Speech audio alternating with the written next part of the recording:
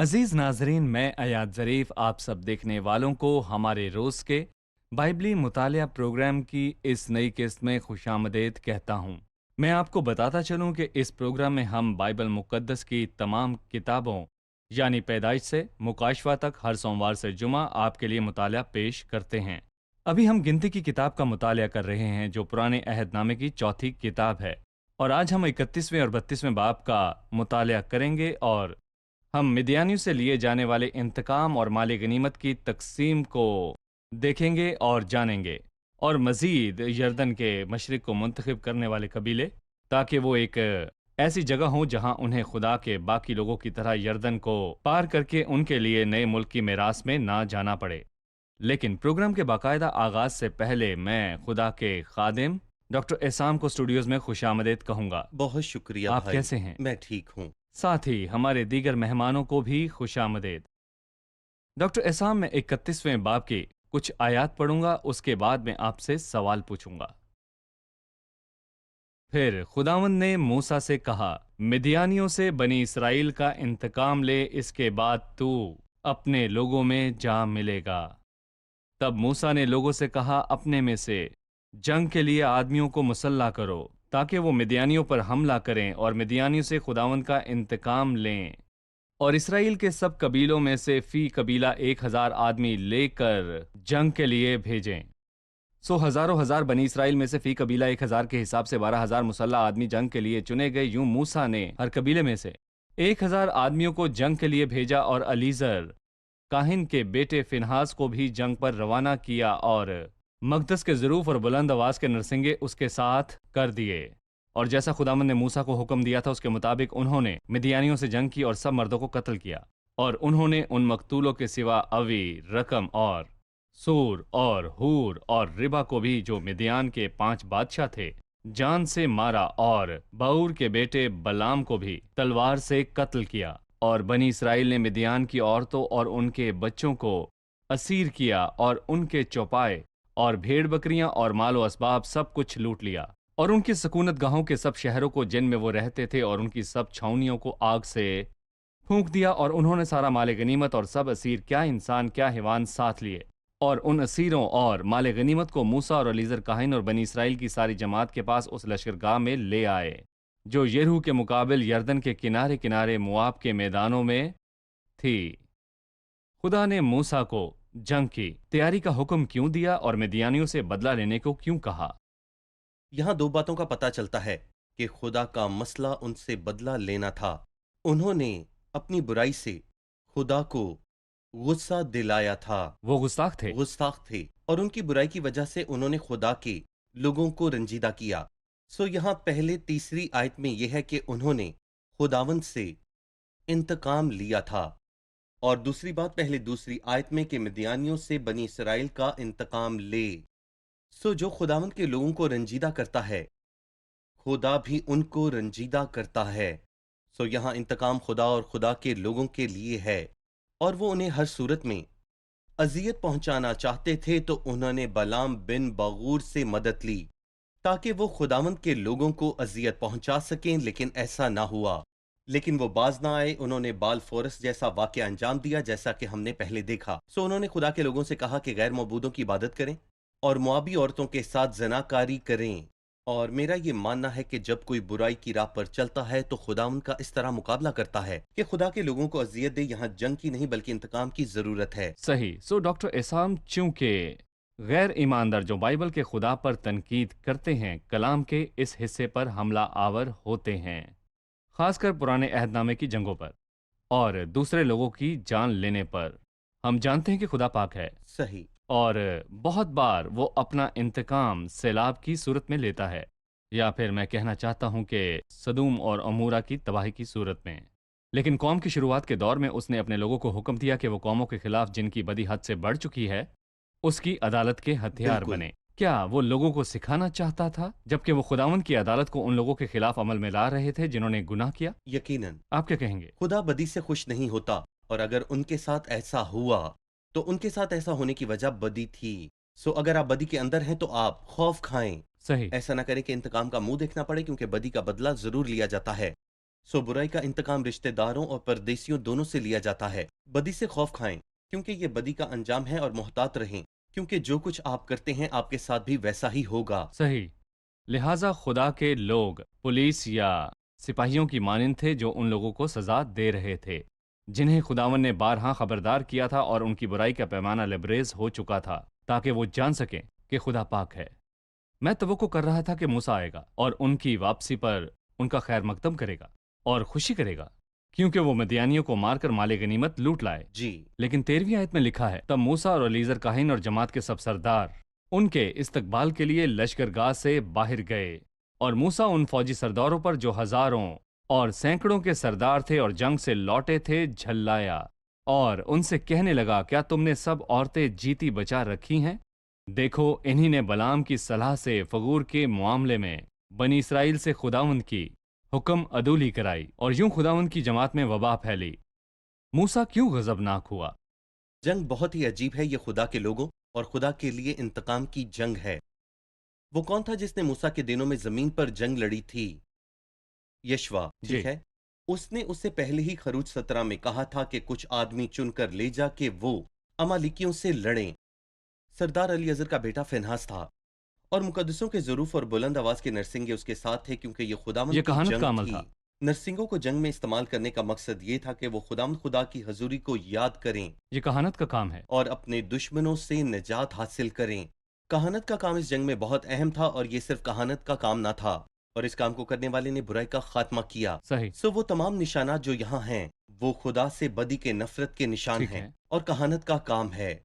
बुराई नाकाबिले कबूल है, और जो इसे करता है वो जंग का शेवा है। यशवा जंगजू नहीं बल्कि फेनास जंगजू था, और जिसने खैमा इज्तिमा में बुराई का खात्मा किया, जिसका जिक्र हम गिनती के 25वें बाब में बड़े वाजे तौर पर पढ़ सकते हैं। आप बुराई नहीं बल्कि उसकी जड़ को खत्म करेंगे, जिसने उन्हें उकसाया कि वो गैर माबूदों की परस्तिश और इबादत औरत। करें। और वो क्या थी? मुआबी औरत। और मैं कहूंगा कि मर्द आखिर मर्द ही है। बर्दाश्त करने के बावजूद उन्होंने मुआबी औरत को छेड़ दिया, और वजह यही थी, और चूंकि मूसा ये जानता था, उसने उन्हें बताया कि मुसीबत की जड़ यही थी जिसमें तुम फंस गए थे, लेकिन तुम कर क्या रहे थे? सो मूसा इसलिए गजबनाक था कि जिस मकसद को पूरा करने के लिए वो निकले थे, जो कि बुराई की जड़ को तबाह करना था, वो पूरा नहीं हुआ था, क्योंकि उन्होंने औरतों को जीता बचा लिया था, और उनकी आंखों में यही बात थी। सही। इसीलिए एक फैसला है जिसे हम पढ़ते हैं कि इसलिए इन बच्चों में जितने लड़के हैं सबको मार डालो, और जितनी औरतें मर्द का मुंह देख चुकी हैं उनको कत्ल कर डालो, लेकिन उन लड़कियों को जो मर्द से वाकिफ नहीं और अछूती हैं अपने लिए जिंदा रखो।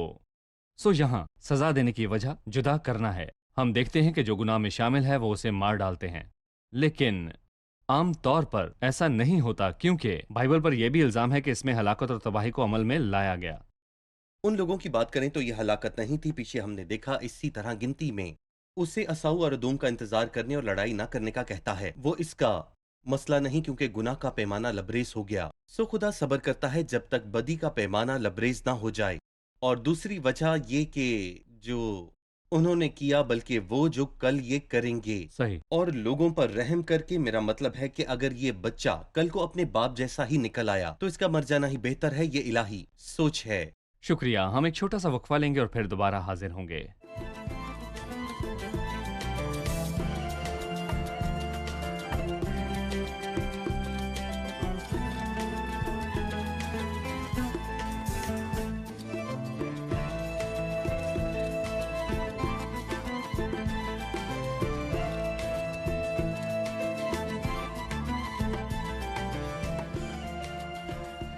बलाम जिसने खुदा के लोगों के लिए मुंह से बरकत के कलमात निकाले, उसका मकसद क्या था? जी। अगर एक गंदा बर्तन जो शैतान का है और वो उसकी मर्जी के खिलाफ खुदा के इस्तेमाल में आ जाए कि उसने उसे बरकत देने पर मजबूर किया, मतलब कि वो बदल गया है। और बहुत सारे लोग खुदा के कलाम की मुनादी करते हैं और खुदा ऐसा करवाता है।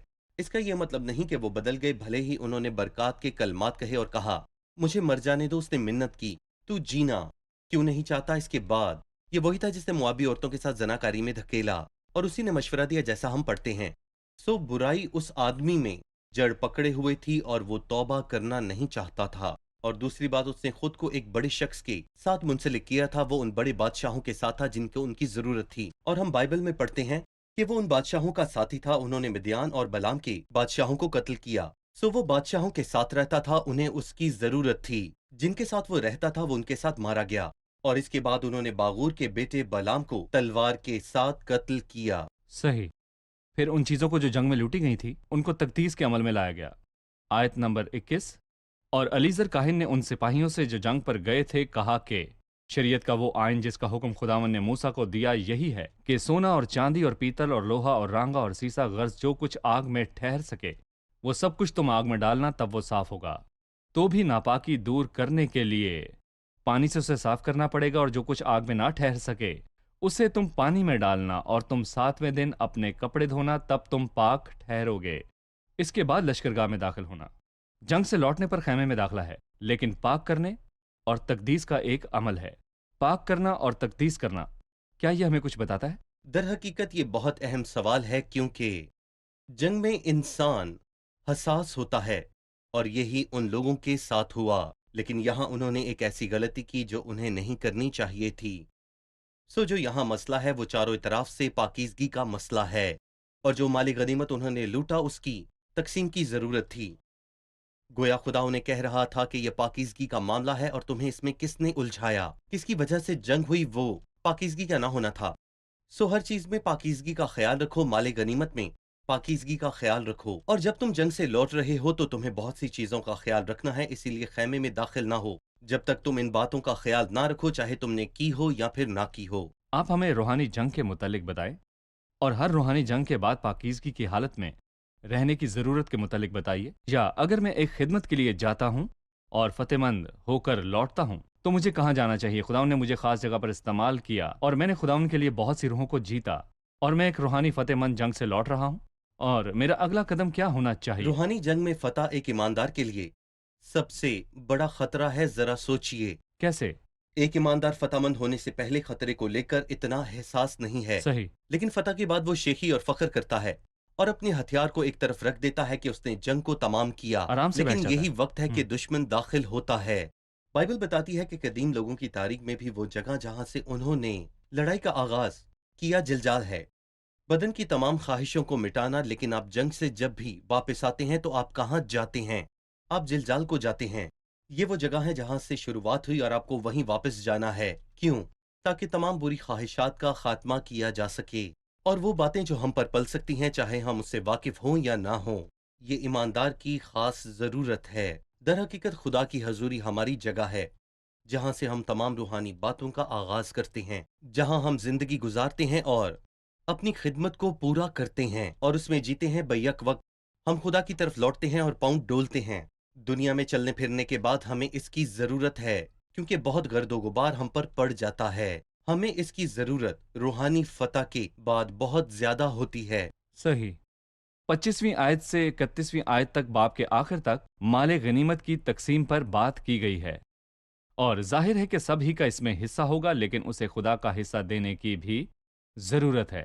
صحیح۔ میں ایک بات کروں گا کہ روحانی مال میں، روحانی جنگ میں، خدمت میں انعام خادم کے لیے ہے۔ بہت بار خداوند خادم کو عزت دیتا ہے اور اس کا حوصلہ بلند ہوتا ہے، یہ بھی روحانی مال غنیمت ہے، اور وہ روحوں کو جیتتا ہے، اور خداوند اس کے آگے نئی راہوں کو کھولتا ہے، اور یہ مال غنیمت ہے، اور اس کے لوگ مسرور ہوتے ہیں۔ مجھے صحیح۔ بتائیے کہ مال غنیمت میں خداوند کا حصہ کیا ہے؟ مال غنیمت فتح کے بعد کی فرما برداری ہے، جو کہ بہت اہم ہے۔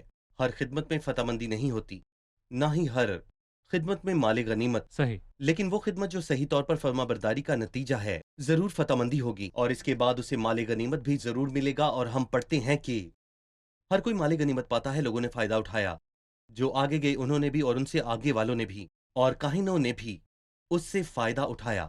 لاویوں نے فائدہ اٹھایا، خدا نے حصہ لیا۔ سوال یہ ہے کہ میں کیوں لڑوں؟ پہلے پہل میں کس کے لیے نکل رہا ہوں؟ جو حاصل کیا کس کا ہے؟ حتمی طور پر مقصد کیا ہے؟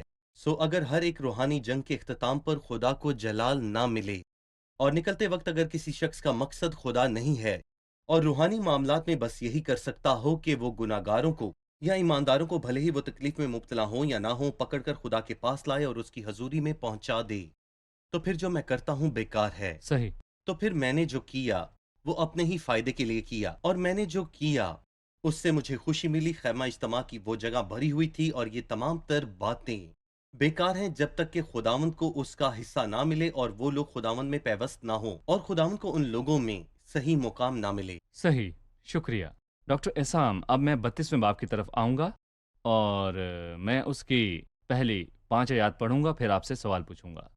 और बनी रोबन और बनी जद के पास चौपायों के बहुत बड़े बड़े गौल थे, सो जब उन्होंने यजीर और जलाद के मुल्कों को देखा कि ये मुकाम चौपायों के लिए नहायत अच्छे हैं, तो उन्होंने जाकर मूसा और अलीज़र काहिन और जमात के सब सरदारों से कहा कि अतारात और देबून और यजीर और निमरा और हसबून और अलियाली शबाम और नबू और बऊम, यानी वो मुल्क जिस पर खुदावंद ने इसराइल की जमात को फतह दिलाई है, चौपायों के लिए निहायत अच्छा है और तेरे खादमों के पास चौपाए हैं।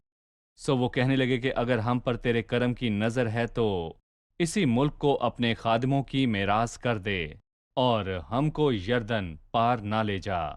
जाहिर है कि लोग उस मुल्क की सरहद तक पहुंच गए थे और अब उन्हें पार जाना था ताकि दरिया यर्दन को पार करके दरिया यर्दन की मगरबी ज़मीन को हासिल कर सकें। लेकिन यहाँ एक पेशकश और एक दरख्वास्त है। पेशकश जद और रोबन के कबीले से है। उन्हें वो ज़मीन चाहिए थी जो यर्दन की मशरकी किनारे की ज़मीन है। सही।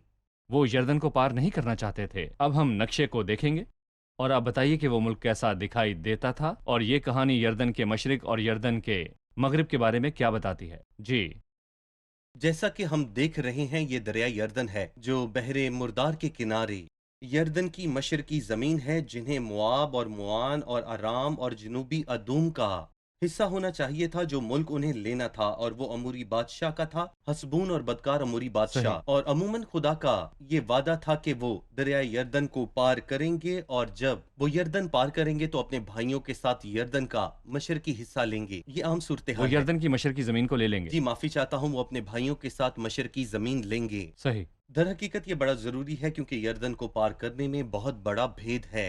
रूहानी तौर पर जो मरना और जी उठना है। दरिया यर्दन को ईमानदारों की महफूज पनाहगाह माना जाता है, जो ये नहीं सिखाता कि वो मसीह के साथ मारा गया और मसीह के साथ जी उठा और वो किस तरह एक रास्तबाज रूहानी जिंदगी गुजारेगा। जी, यहाँ आप वो यहाँ हरगिज वो महफूज नहीं है। मतलब के लोगों की राह में दो रुकावटें हैं। बहरे कुल्ज़म जिसे उन्होंने सही पार किया, लेकिन उन्हें में यर्दन दाखिल को होंगे। पार करना था। ये बहरे कुल्ज़म किसकी अलामत है? मसीह की जलाली मौत को जाहिर मसीह का करता है। हमारे लिए जान मसीह की देना, जलाली दरिया मौत को, यर्दन। और दरिया यर्दन मसीह के साथ मरने और जी उठने को पेश करता है। इसलिए वो पत्थर जो डाले गए थे और जो निकाले गए, सो ये अलामतें हैं। इसलिए हम जुग्राफियाई लिहाज से बात नहीं करते, हम उस जुग्राफियाई ये तकसीम के रूहानी रूहानी और अमल मतलब का पर बात मतलब है करते हैं। और यहाँ पर हम इसकी जोग्राफियाई लिहाज से तकसीम को देख रहे हैं। सही। सो उन्हें पार करके दरिया के मगरबी इलाकों में जाकर महफूज होना था। अमून, मुआब, अदूम, अराम और ऐसे तमाम इलाकों से बहुत दूर और उन लोगों से दूर जो मशरक से हमला कर सकते हैं, उन्हें महफूज होना लाजमी था। और यर्दन की तमाम तरीन सरहदें महफूज तरीन मुकाम थे और ईमानदार जो ये नहीं सीखते कि वो मसीह के साथ मरे और जी उठे हैं, फतह को नहीं जानेंगे। उन्होंने आसान राह को चुना। उन्होंने ऐसा क्यों कहा कि वो दरिया यर्दन नहीं जाना चाहते? पहली बात, ये जगह अच्छी है और आसान है। दूसरी बात, हम आगे चलकर क्यों जाएं? तीसरी बात, ये हमारी भेड़ बकरियों के लिए अच्छी जगह है। सही।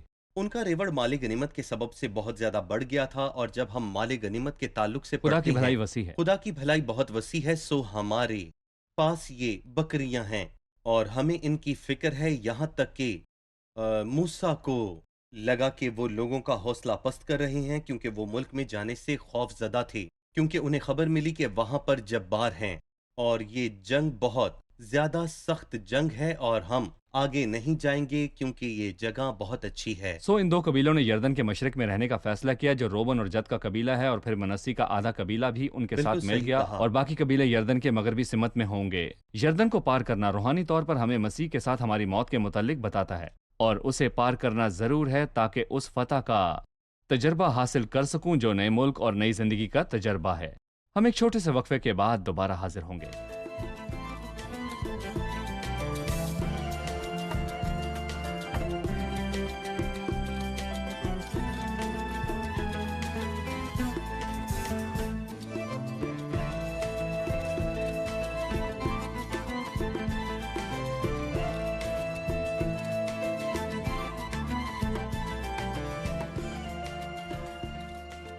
آیت نمبر 16 میں تب وہ اس کے نزدیک آ کر کہنے لگے کہ ہم اپنے چوپایوں کے لیے یہاں بھیڑ سالے اور اپنے بال بچوں کے لیے شہر بنائیں گے۔ کیا وہ اپنے اور اپنے بچوں کے لیے ایک محفوظ مستقبل کا مطالبہ کر رہے تھے؟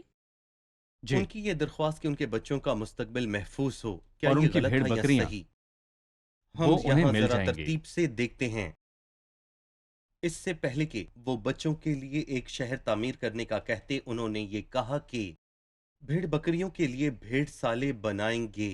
سو یہ واضح ہے کہ ان کا مقصد وقتی تھا۔ صحیح، جو ان کی پہلی ترجیح ہے، ہمارے بچے بھی یہیں رہیں گے، سو ہم کیا کریں؟ اپنے بچوں کے لیے ایک شہر بنائیں گے، اور جو اپنی بھیڑ بکریوں کی فکر کرتے ہیں وہ اپنے بچوں کی فکر نہیں کر پاتے، وہ اپنی بھیڑ بکریوں کی فکر زیادہ کرتے ہیں۔ وہ لوگ آپ جو کا مطلب بنیادی ہے وہ باتوں کی لوگ فکر جو میں رہتے دنیاوی ہیں، باتوں کی فکر میں رہتے ہیں۔ بالکل، وہ اسے ترجیح دیتے ہیں کہ یہ زمین بھیڑ بکریوں کے لیے بہت اچھی ہے، اور ہمارے پاس بہت سی بھیڑ بکریاں ہیں، اور یہ کاروباری معاملہ ہے، اور بھیڑ بکریاں ہمارے لیے بہت ہی زیادہ اہم ہے، اور ہم اپنے بچوں کے لیے شہر بھی بنائیں گے۔ اور ان کے بچوں کا فائدہ ہوا یا نقصان؟ نقصان ہوا، کیونکہ باپ دادا چلے گئے، بچے چھوڑ جی، گئے۔ وہ طویل عرصے تک لوگوں کے ساتھ جنگ میں رہے اور بچوں کو چھوڑ دیا۔ کچھ جنگ میں گئے اور بچوں کو نہ دیکھ پائے، صحیح، پھر بچے جنگ میں داخل نہ ہوئے اور خدا کے گھر میں بھی داخل نہ ہوئے۔ خدا ان کا گھر ان شہروں سے بہت ہی دور تھا، سو وہ جس کو برکت سمجھ رہے تھے، افسوس کہ وہ برکت نہ تھی، بلکہ وہ ان کے لیے تکلیف کا باعث تھی۔ سو آپ نے ایک ایسے مدعے کی طرف اشارہ کیا جو اب تک ہمارے لیے ایک مسئلہ ہے، اور ہم اس قسط کا اختتام اس بات پر کر رہے ہیں کہ دنیاوی معاملات میں کھوئے رہنا اور کہنا کہ میں اپنے بچوں کے مستقبل کے لیے یہ سب کر رہا ہوں۔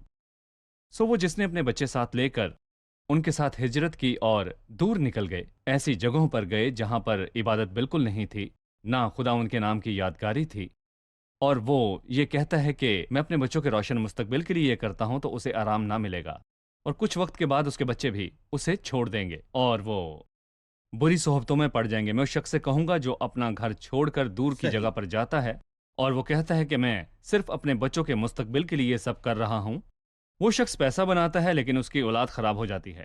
سو ہمیں بچوں سے دور رہنے کے خطرات کے بارے میں بتائیے کہ ہمارے دور ہونے سے ہم انہیں برکتوں کے دائرے سے کیسے دور رکھتے ہیں۔ وہ خطرات جو گھرانوں کو لاحق ہیں، ہمیں اس بارے میں بتائیے۔ در حقیقت یہ کچھ ایسا ہے جو بڑے پیمانے پر پھیلا ہوا ہے، اور ہم کوئی ایسی بات نہیں کر رہے جو محض خدشہ ہے۔ افسوس کہ یہ طاقتور قانون بن چکا ہے، اور میں بچوں کی پیسوں کے ذریعے اچھی تربیت کرنا چاہتا ہوں، اور اگر اس سے کام نہ بنا تو میں باہر جاؤں گا اور وہاں سے انہیں پیسہ بھیجوں گا۔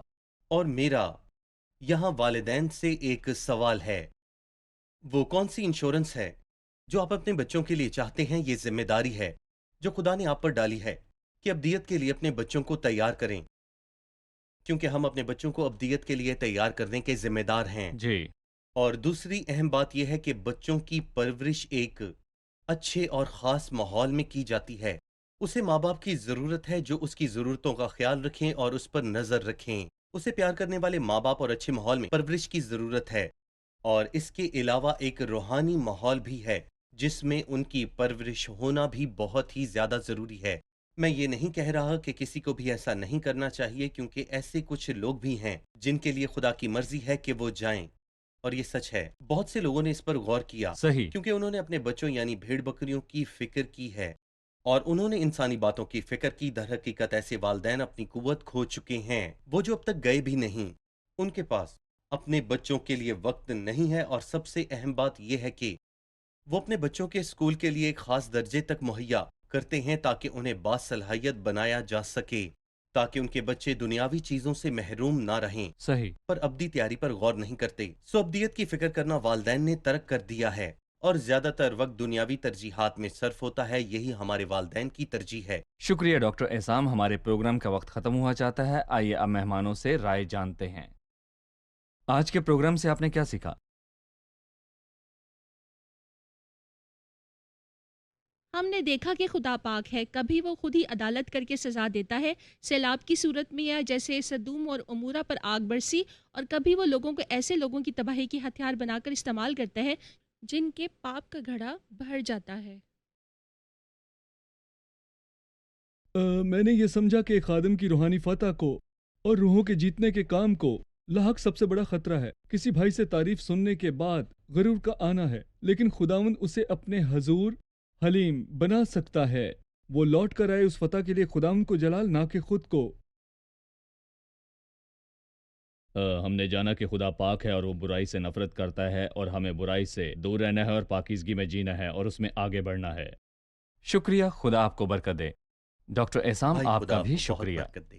ناظرین، آج ہم نے سیکھا کہ خدا کے لوگوں کے سامنے پانی کی دو رکاوٹیں تھیں جبکہ وہ ملک مصر سے نکل رہے تھے۔ دو رکاوٹیں تھیں جنہیں ان کو پار کرنا تھا، بحر کلزم کو پار کرنا اور دریائے یردن کو پار کرنا تھا، تاکہ وہ خداوند کے وعدے کے ملک میں داخل ہو سکیں جہاں دودھ اور شہد بہتا ہے۔